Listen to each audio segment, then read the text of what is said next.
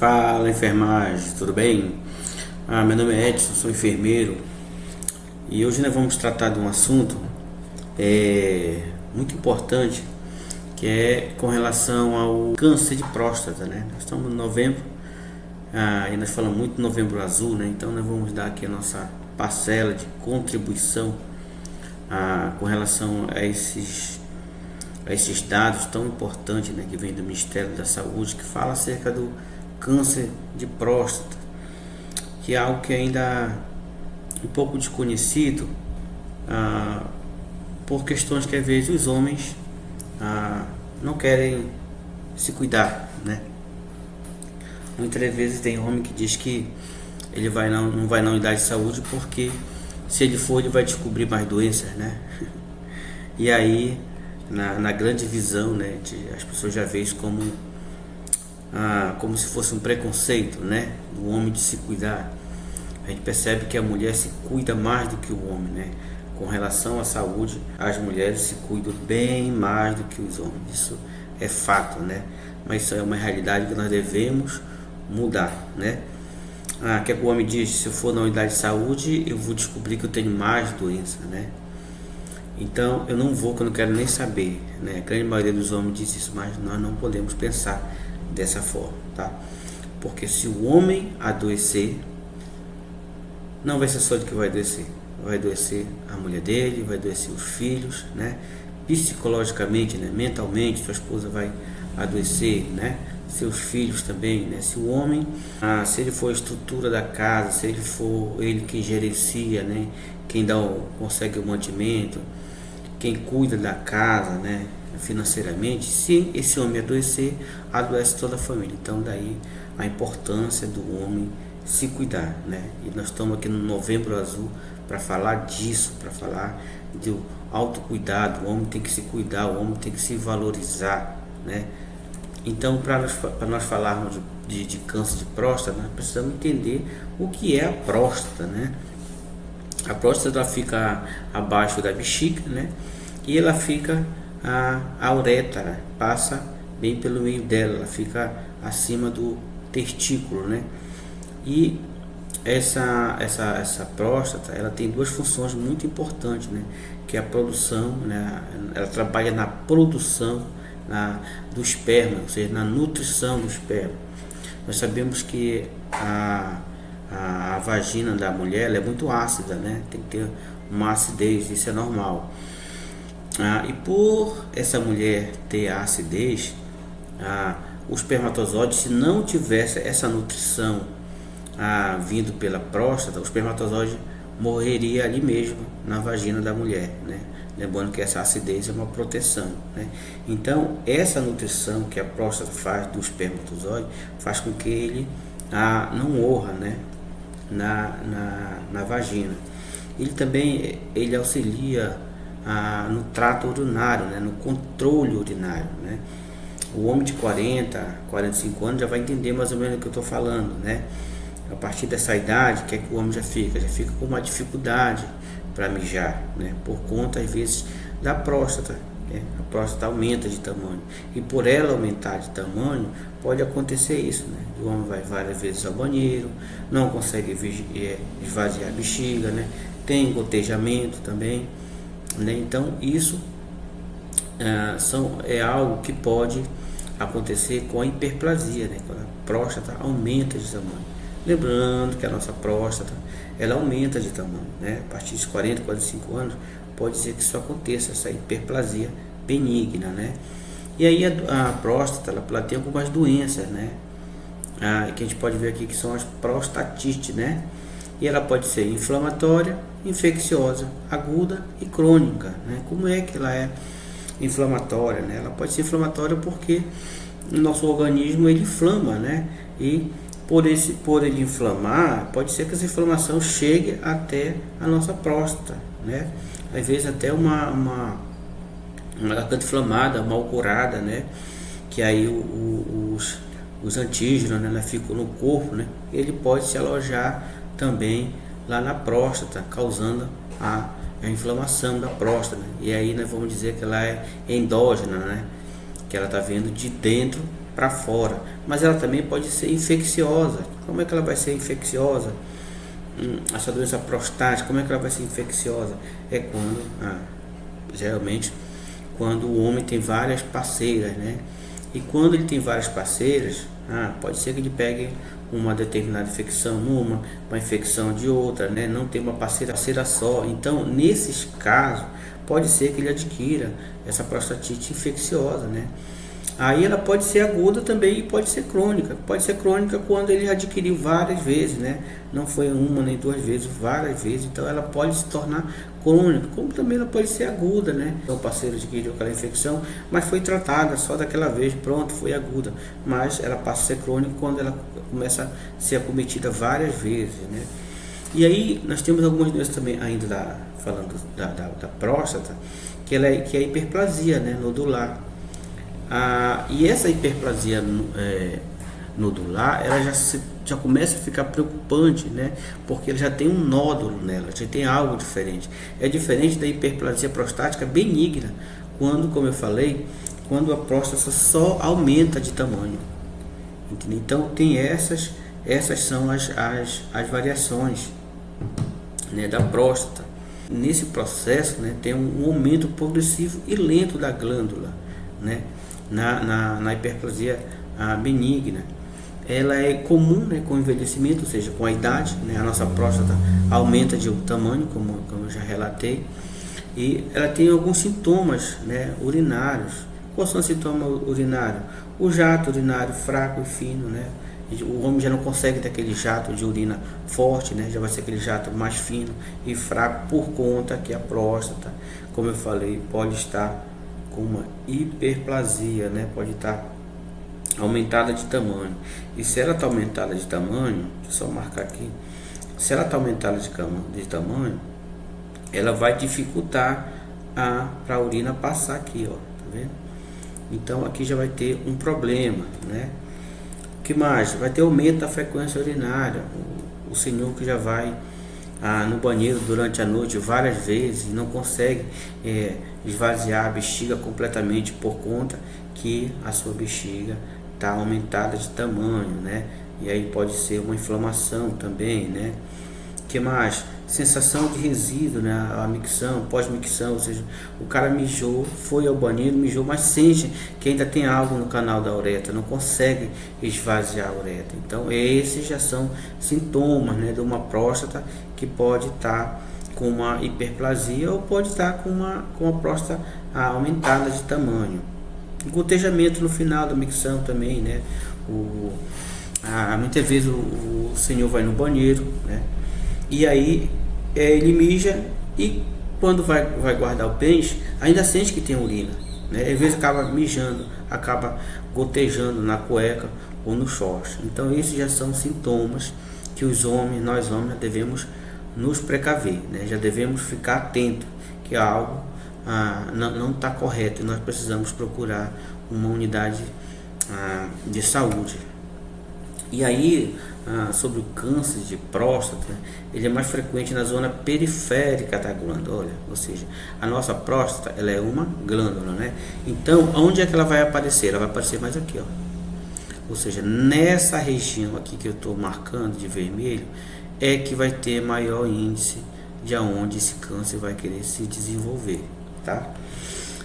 Então, por isso que aqui o mais indicado é o toque, né? É o toque, porque no toque o médico já vai sentir se tem um nódulo aqui ou não, porque a próstata ela não pode ser muito dura como o queixo, né? Ela tem que ser macia como o nariz. Então o médico proctologista, ao fazer o toque, ele já vai identificar, opa, aqui está muito rígido, aqui não era para ser assim, aqui está macio desse lado, já que não tem. Então isso o médico vai identificar e daí já vai pedir o PSA, né, para ver a contagem de antígeno, né?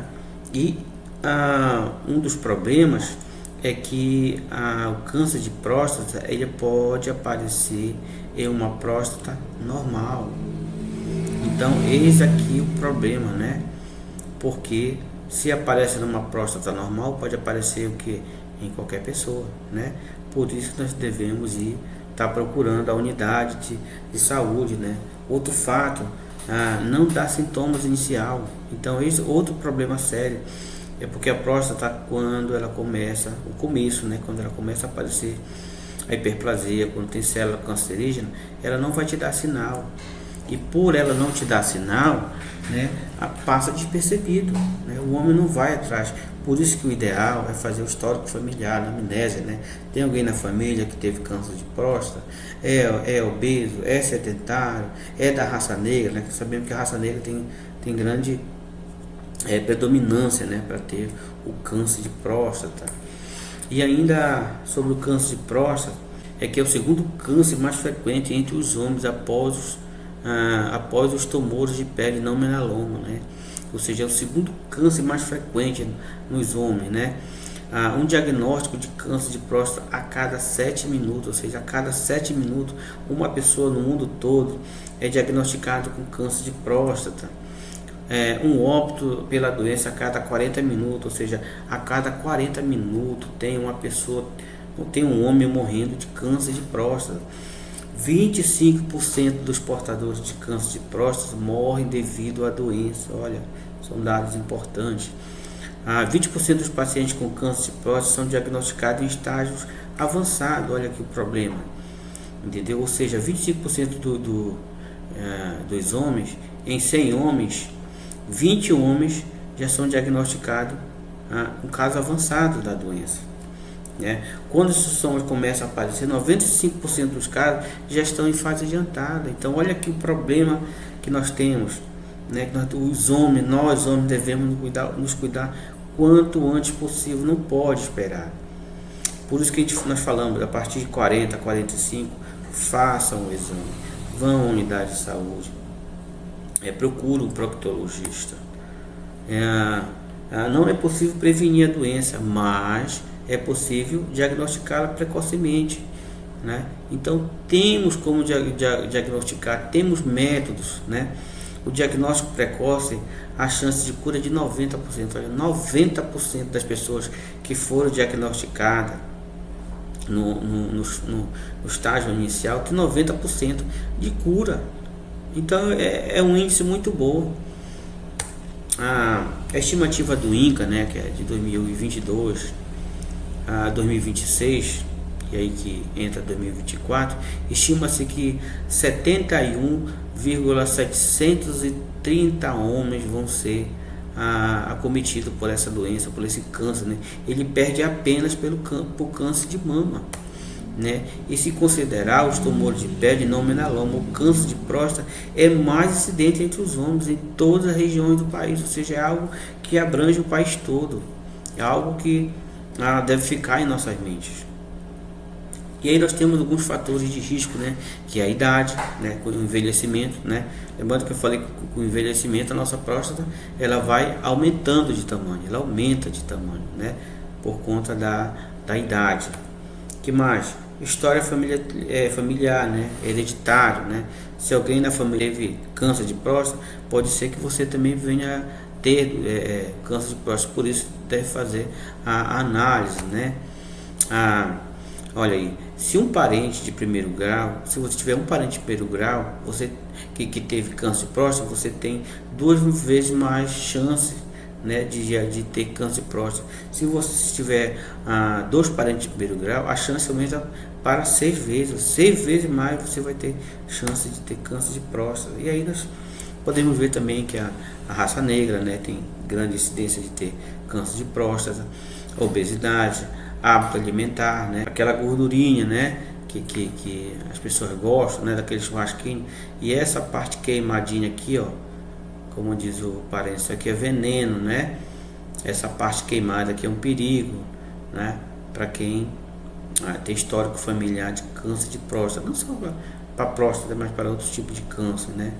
Então o hábito alimentar está muito ligado a isso, né? E aí temos alguns tipos de diagnóstico. Como é que nós vamos diagnosticar que esse paciente tem câncer de próstata? Como é que o médico vai diagnosticar? A história clínica, né? Perguntar para esse paciente: alguém na sua família teve câncer de próstata? Algum parente seu, algum irmão seu, algum tio?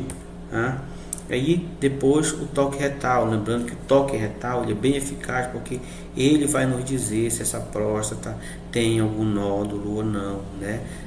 Câncer de próstata vai só o toque retal ele vai só dizer se tem câncer de próstata, se a próstata está irregular, tá? A próstata tem uma forma, ela tem um formato, né?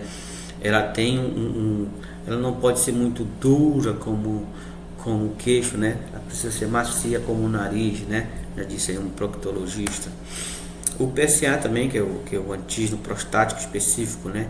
Então, se esse PSA der alterado, a história clínica é toque retal alterado e mais o PSA alterado, pronto, o médico pode fechar um diagnóstico através de uma biópsia, né? Para ver se o paciente está com câncer de próstata ou não.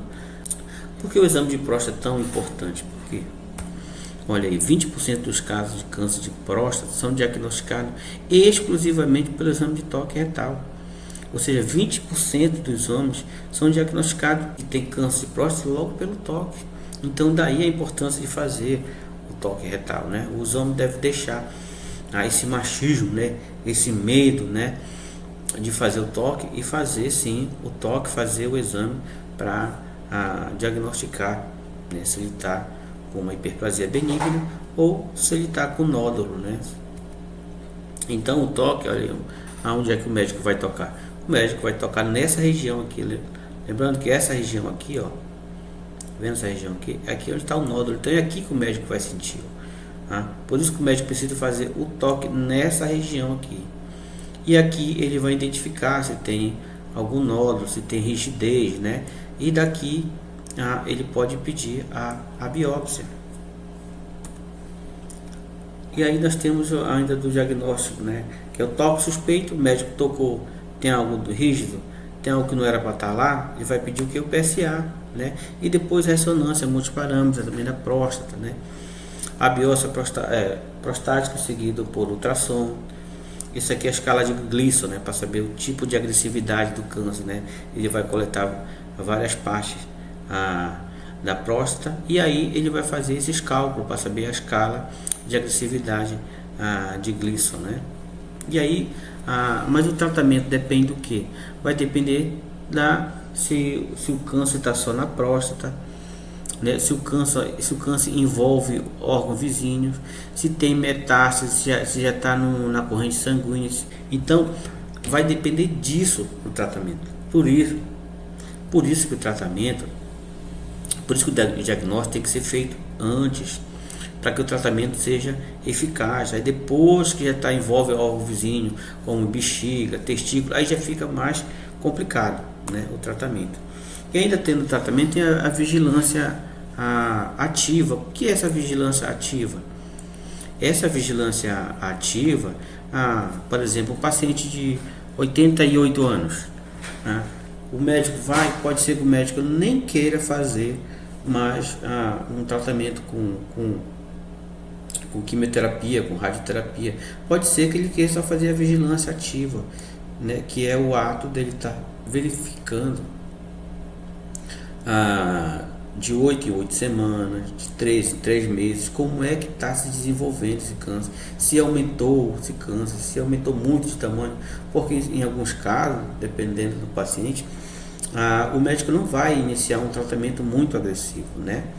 E nós temos também a prostatectomia, né, radical aberta, né, que é quando o médico faz a cirurgia por robótica, né, assistida por robótica, né, ou a laparoscopia também, né, que é quando a cirurgia, né, que ele abre para estar olhando essa próstata para verificar como é que está, né.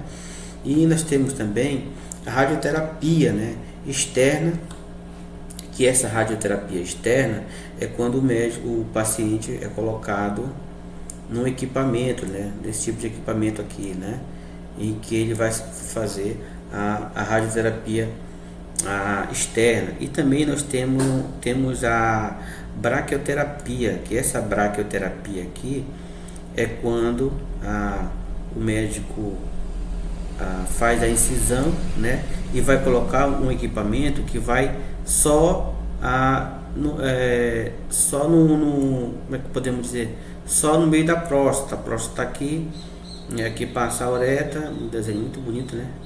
Aqui passa a uretra, então vai entrar um equipamento que ele vai fazer só essa radioterapia aqui, envolvendo a próstata.